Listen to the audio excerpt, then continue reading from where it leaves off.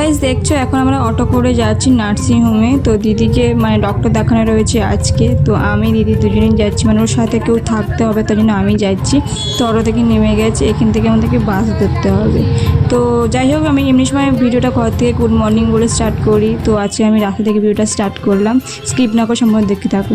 তো দেখো সামনে রাস্তার পাশে দেখলাম কতগুলো ফুলের টব লাগানো, যেন মানে ফুল টুল বিক্রি হয়, তাই আমাদের সাথে শেয়ার করি, খুব ভালো লাগে দেখতে। তো দেখো ফাইনালি আমাদের বাসও চলে এসছে, তো চলো।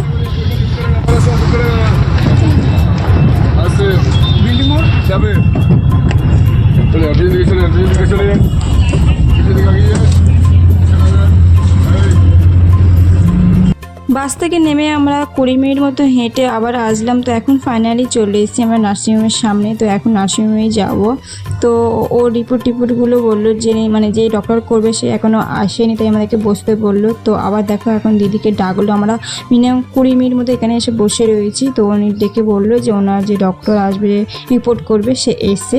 তো তার জন্য দিদি এখন গেল এই চেম্বারে। তো ওর এখন রিপোর্ট হচ্ছে, ওর আজকের একটাই রিপোর্ট হবে, আর রিপোর্টগুলো পরে হবে। তো দেখো রিপোর্ট হয়ে গেছে, ওর কাগজ টাগজও দিয়ে দিয়েছি। তো রিপোর্ট এখন দেয়নি, রিপোর্ট আজকে সন্ধ্যেবেলা 7টার সময় দেবে বলেছে। তো আমাদের আবার আসতে হবে রিপোর্টগুলো নিয়ে যাওয়ার জন্য।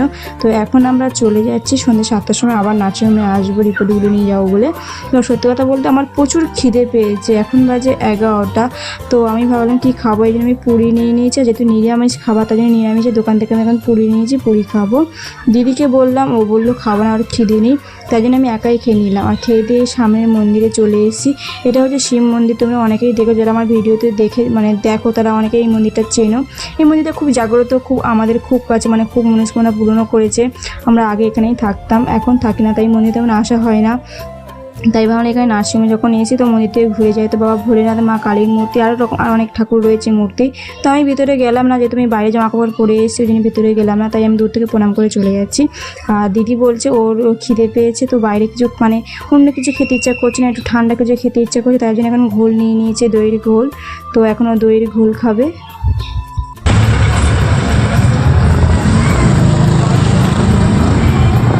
ভালো এই দোকানের মানে ঘোল দিদির খুব পছন্দ হয়েছে, মানে খুব ভালো লেগেছে ওর খেতে। আর এই দোকানও নতুন নতুন হয়েছে, এর আগে আমরা এসেছিলাম মানে 1-2 মাস আগে এসেছিলাম, মানে দোকানটা দেখিনি, এখন দেখি দোকানটা হয়েছে। তাই ভালো না, নতুন দোকানে দেখে একটু খেয়ে কেমন ঘোল বানায়। তো সত্যি কথা বলতে আমারও খুব ভালো লেগেছে, তা আমাকে দিল। আমি 1 চুমুক খেয়ে বললাম আর খাবো না, তুমি নিয়ে না, দিতে বললো না তুই খা, তার জন্য আমি আবার 1 চুমুক নিলাম। তো বাইরে এত রোদ গাইস, কি বলবো, ছাতাটা আনতেও ভুলে গেছি। তো যাই হোক এখন চলে এসেছি আমাকে দিদির বাড়ি, মানে আমার বৌদির দিদি, তো আমারও দিদি হয়। তো দুটো পুচকি রয়েছে, দেখে চলে আসলাম। এটা হচ্ছে ওই দিদির মেয়ে, আর ওই যে খেতে বসছে ওটা হচ্ছে আমার দাদার মেয়ে। তো ভাবলাম এখান থেকে যাচ্ছি, তো এদের দুজনকে একবারে এদের সাথে দেখা করে তারপরে যাই। না হ্যাঁ মিনু, হ্যাঁ এসছে তো মিনু। মিনু একটু কাজ করছে।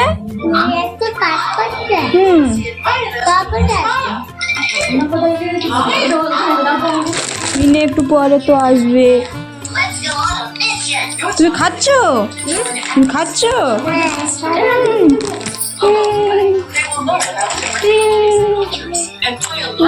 না বসো বসো, খাও। এই তোমাদের দুজনের দুটো চিপস, ঠিক আছে? একটা তোমার, একটা দিদি ভাইয়ের, ঠিক আছে? হ্যাঁ হ্যাঁ থ্যাংক ইউ বল। ঠিক আছে,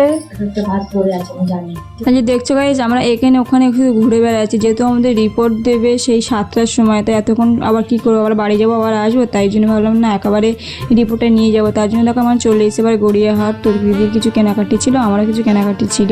তো দিদির বাড়িতে গেলাম, দিদি অনেক খাবার জোর করছিল, তো খাইনি, কারণ যেহেতু আমাদের নিরামিষ খাবার, আবার আমিষ হয়েছে, তাই খেলাম না। তো বাইরে সেই পুরি খেয়েছে, দিদি ওই ঘোলটা খেয়েছে, আর কিছু আমাদের খাওয়া হয়নি। সেই বাড়িতে গিয়ে 8টার সময় হয়তো খাবো। তো জানি না, এখন তো 7টার সময় রিপোর্ট মানে দেবে বলেছেন, কটার সময় দেয়। তো যাই হোক চলো, এখন আমরা গড়িয়াহাটে এসে একটু শপিং টপিং করে তারপরে আবার যাব। এখন বাজে রাত 8টা। তো আমাদের রিপোর্ট দেওয়ার কথা ছিল 7টার সময়, তো 7:30 সময় আমাদের রিপোর্ট দিয়েছে। তো আমাদের রিপোর্ট নেওয়া হয়ে গেছে। তো এখন চলে যাচ্ছি বাড়ি। তো বাড়ি যাওয়ার পথে দেখছি রাস্তায় ঘোড়ার পালকিটা দেখতে পেলাম। তো নিশ্চয় কোনো বিয়ে বাড়িতে যাচ্ছে, তোমাদের কাদের সামনে বিয়ে, তাই অবশ্যই কিন্তু আমাকে কমেন্টে জানিও। তো যাই হোক আমার খুব ভালো লাগলো, তাই তোমাদের শেয়ার করলাম। তো আজকের ভিডিও আমি এখানে শেষ করছি, নেক্সট ভিডিও দেখা হবে। তোমার সুস্থ ভালো থাকো, জয়নিতাই, রাধে রাধে, টাটা।